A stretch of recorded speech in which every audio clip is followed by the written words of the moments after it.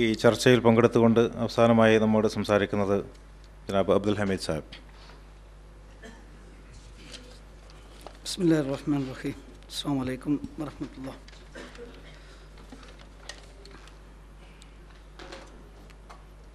ഈ വൈകിയ വേളയിൽ കുറച്ച് കാര്യങ്ങൾ മാത്രം സൂചിപ്പിച്ചുകൊണ്ട് അവസാനിപ്പിക്കാനാണ് ഉദ്ദേശിക്കുന്നത്. കിനാലൂർ സംഭവം രണ്ട് കാര്യങ്ങളാണ് നമ്മെ ഓർമ്മപ്പെടുത്തുന്നത്. ഒന്ന്, നമുക്ക് വേദനയുണ്ടാകുന്ന കാര്യമാണ്. നേരത്തെ ഇവിടെ ബാലേട്ടൻ സൂചിപ്പിച്ച അവിടെയുള്ള ആളുകൾ തല്ലുകൊണ്ടതിൽ നമുക്കൊക്കെ വേദനയുണ്ട് എന്ന് പറഞ്ഞ വേദനയല്ല. സത്യത്തിൽ അങ്ങനെയുള്ള അവിടെയുള്ള സമരക്കാരെ അടിച്ചോടിച്ചപ്പോൾ അവരനുഭവിക്കേണ്ടി വന്ന പീഡനങ്ങൾ, അതിൽ ഖേദം പ്രകടിപ്പിക്കേണ്ടത് യഥാർത്ഥത്തിൽ ബാലേട്ടനായിരുന്നില്ല, ബഹുമാനപ്പെട്ട മന്ത്രിയായിരുന്നു. അങ്ങനെയുള്ളൊരു ഖേദപ്രകടനം നമ്മളെവിടെയും കണ്ടിട്ടില്ല. ആ പീഡനങ്ങളൊക്കെ യഥാർത്ഥത്തിൽ കേരളത്തിൽ ഒട്ടനവധി സമരങ്ങളിൽ ഒരു സാധാരണക്കാരനായി പങ്കെടുക്കാൻ സാധിച്ചതിൻ്റെ വെളിച്ചത്തിൽ അതിൽ ഖേദമല്ല ഉള്ളത്, ആവേശപൂർവ്വം അത് നെഞ്ചേറ്റുകയാണ്.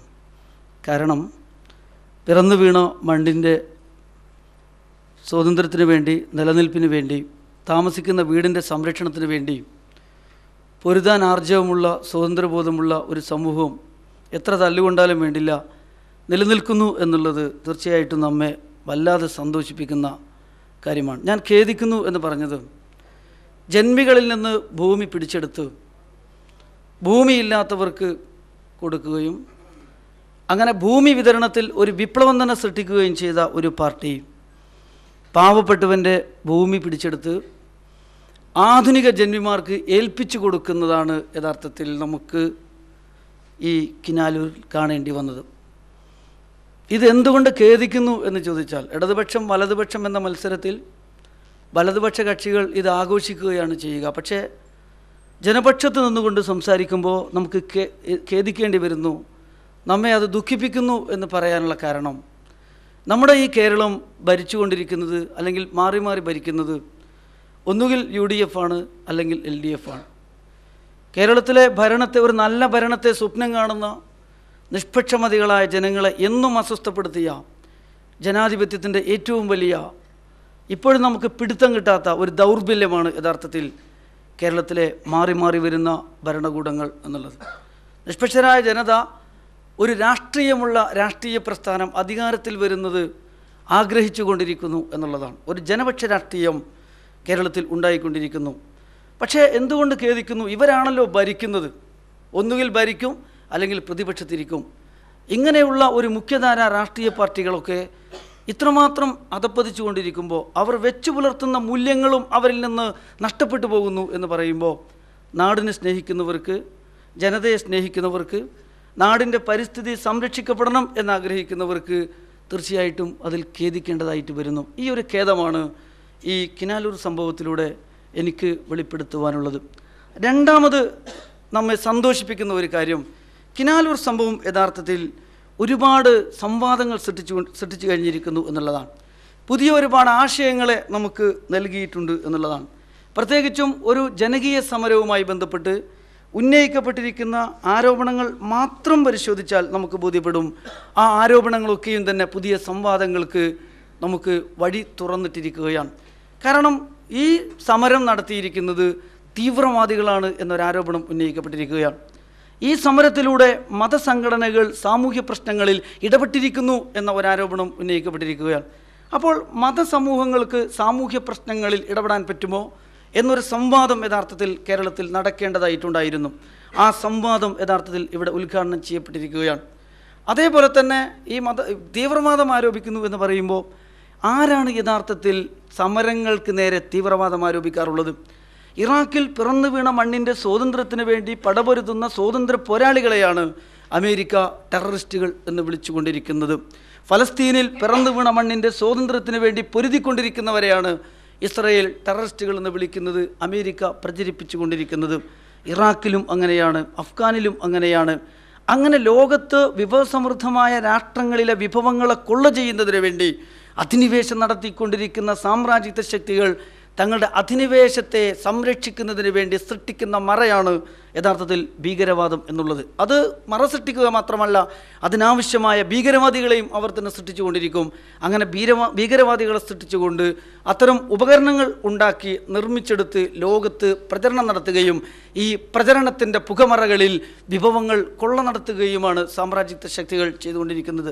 ഞാൻ സൂചിപ്പിക്കുന്നത്, ജന്മികളിൽ നിന്ന് ഭൂമി വാങ്ങി സാധാരണക്കാരൻ ഏൽപ്പിച്ചു കൊടുത്തിരുന്ന ഒരു പാർട്ടി സാധാരണക്കാരൻ്റെ ഭൂമി വാങ്ങി ആധുനിക ജന്മികൾക്ക് ഏൽപ്പിച്ചു കൊടുക്കുമ്പോൾ അത് മുതലാളിത്തത്തിൻ്റെ വഴിയിലേക്ക് മാറുമ്പോൾ, ആ മുതലാളിത്തത്തിൻ്റെ സൗകര്യങ്ങളും സുഖലോലുപതയും അവർ ആസ്വദിക്കുമ്പോൾ തീർച്ചയായിട്ടും മുതലാളിത്തത്തിൻ്റെ സങ്കേതങ്ങളെയും അവർക്ക് വാരിപ്പുണരേണ്ടതായിട്ട് വരും. മുതലാളിത്തത്തിൻ്റെ സങ്കേതങ്ങളെ അവർ സ്വീകരിച്ചു കൊണ്ടിരിക്കുന്നു എന്നതിൻ്റെ തെളിവാണ് ഇവർ ഭീകരവാദികളാണ്, ഇവർ വർഗീയവാദികളാണ്, തീവ്രവാദികളാണ് എന്നൊക്കെ പറയാനുള്ളത്. പക്ഷേ നമുക്കറിയാവുന്നൊരു കാര്യം, കേരളത്തിൽ ഇന്ന് ഏറ്റവും നന്നായിട്ട് നടന്നുകൊണ്ടിരിക്കുന്ന സമരങ്ങൾ നമുക്കറിയാം. ഒരു പ്രത്യേകമായ സംഘടനയെ, സോളിഡാരിറ്റിയുടെ പേരെടുത്ത് പറഞ്ഞുകൊണ്ട് തീവ്രവാദം അവർ ആരോപിക്കുമ്പോൾ, കേരളത്തിൽ നടന്നുകൊണ്ടിരിക്കുന്ന മുഴുവൻ സമരങ്ങളിലും സജീവ സാന്നിധ്യമായ സോളിഡാരിറ്റിയുടെ പങ്കാളിത്തമുള്ള സമരങ്ങൾ നാനാജാതി മതസ്ഥരും ഒറ്റക്കെട്ടായി നിന്ന് ഒരു കേരളത്തിൽ എവിടെയും കാണാൻ സാധിക്കാത്ത മതസൗഹാർദ്ദത്തിൻ്റെയും മതമതേതരത്വത്തിൻ്റെയും ഒരു കൂട്ടായ്മയായി ഒരു ജനപക്ഷ രാഷ്ട്രീയം ഇന്ന് കേരളത്തിൽ രൂപപ്പെട്ടുകൊണ്ടിരിക്കുകയാണ്.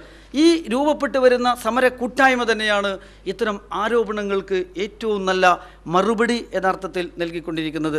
രണ്ടാമതായി നമ്മൾ മനസ്സിലാക്കുന്നു, ഇപ്പോൾ ഉന്നയിക്കപ്പെട്ട ആരോപണം മതസമൂഹങ്ങൾ ഒരിക്കലും തന്നെ സാമൂഹിക വിഷയങ്ങളിലേക്ക് വരാൻ പാടില്ല.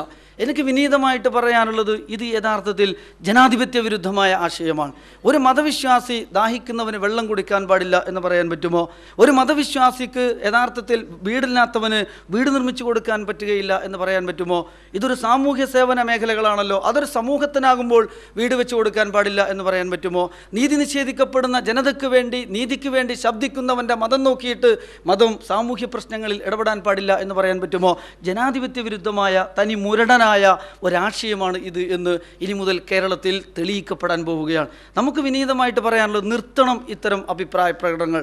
മതസമൂഹങ്ങൾ ഇന്ന് കേരളത്തിൻ്റെ സാമൂഹിക, പാരിസ്ഥിതിക, രാഷ്ട്രീയ വിഷയങ്ങളിൽ ഇടപെട്ടുകൊണ്ടിരിക്കുന്നു എന്ന് മാത്രമല്ല, മതം ഒരു സുന്ദരമായ അനുഭവമായി ഇന്ന് കേരളം അനുഭവിച്ചു കൊണ്ടിരിക്കുകയാണ്. പ്രത്യേകിച്ചും സോളിഡാരിറ്റി യൂത്ത് മൂവ്മെൻറ്റ് സമരരംഗത്തേക്ക് ഇറങ്ങി വരുന്നതോടുകൂടി ഇന്ന് മതം അവർക്കൊരു അനുഭവമാണ് എന്നുള്ളതാണ്. ഇവിടെ ഖജനാവിലെ പണം ഉപയോഗിച്ചുകൊണ്ട് ഓരോ രാഷ്ട്രീയ പാർട്ടികളും തങ്ങളുടെ അധികാര കാലഘട്ടങ്ങളിൽ അവർ ജനങ്ങളെ സേവിക്കുന്നത് പോലും കക്ഷി രാഷ്ട്രീയത്തിൻ്റെ അടിസ്ഥാനത്തിലാണ്. തങ്ങളുടെ പാർട്ടികൾക്ക് കിട്ടുകയും BPL-ഉം APL-ഉം തീരുമാനിക്കുന്നത് പോലും കക്ഷി രാഷ്ട്രീയത്തിൻ്റെ അടിസ്ഥാനത്തിലാണ്.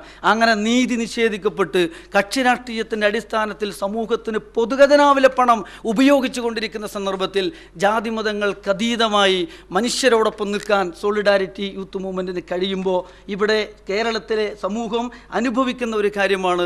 തീർച്ചയായിട്ടും ഇവരുടെ പ്രത്യയശാസ്ത്രം നമുക്ക് അനുഭവിക്കാൻ കഴിയുന്നു, ഇവരുടെ പ്രത്യയശാസ്ത്രം നമുക്ക് അനുഭവിക്കാൻ കഴിയുന്നു. അതുകൊണ്ടാണ് ഞാൻ സൂചിപ്പിക്കുന്നത്, ഇനിയുള്ള കാലങ്ങളിൽ കേരളത്തിൽ മതം ഒരിക്കലും തന്നെ സാമൂഹ്യ പ്രശ്നങ്ങളിൽ ഇടപെടാൻ പാടില്ല എന്ന വാദം അപ്രസക്തമാവുകയും കിനാരൂരിലോടുകൂടി ഇതാ മതം സാമൂഹ്യ പ്രശ്നങ്ങളിൽ ഇടപെട്ടുകൊണ്ടിരിക്കുന്നു. ദാഹിക്കുന്നവൻ്റെ മുമ്പിൽ അത് വെള്ളമായിട്ട് അവതരിപ്പിക്കുന്നു, വിശക്കുന്നവൻ്റെ മുമ്പിൽ അത് ഭക്ഷണമായിട്ട് പ്രത്യക്ഷപ്പെടുന്നു, മേൽക്കൂരയില്ലാത്തവൻ്റെ മുമ്പിൽ അത് വീടായിട്ട് വരുന്നു. നീതിക്ക് വേണ്ടി ശബ്ദിക്കുന്നവർക്ക് വേണ്ടി ഒക്കെയും അവർക്ക് ശക്തിയും കരുത്തും അത് നൽകിക്കൊണ്ടിരിക്കുന്നു.